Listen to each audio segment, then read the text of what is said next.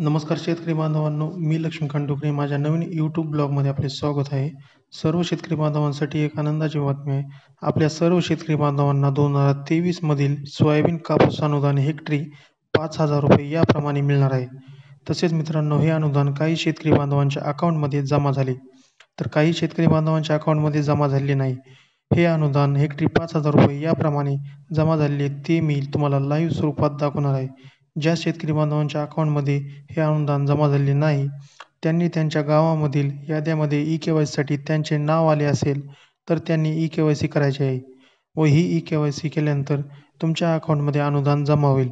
तसेच मित्रांनो, ई-के.वाय.सी मोबाईलद्वारे कशाप्रकारे करायची आहे याचा देखील व्हिडिओ बनवला आहे.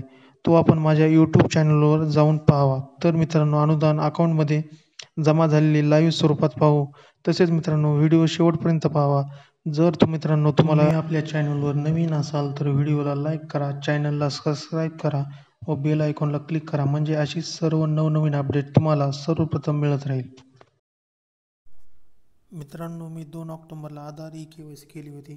त्याच्या दुसऱ्याच दिवशी म्हणजेच की 3 ऑक्टोबर 2024 रोजी माझ्या अकाउंटला हेक्टरी ₹5,000 याप्रमाणे 2 हेक्टरचे ₹10,000 जमा झाले आहेत. तसे मित्रांनो, आपण अकाउंट बॅलन्ससुद्धा चेक करू शकतात. मित्रांनो, मी आज 4 ऑक्टोबरला अकाउंट चेक केले तर माझ्या अकाउंटमध्ये हेक्टरी ₹5,000 याप्रमाणे पैसे जमा झाले आहेत. तसेच मित्रांनो, आपण या ठिकाणी आधार, पेमेंट, क्रेडिट असे देखील पाहू शकतो. आधार ई-के.वाय.सी केल्यानंतर माझ्या अकाउंटला पैसे जमा झालेले आहेत.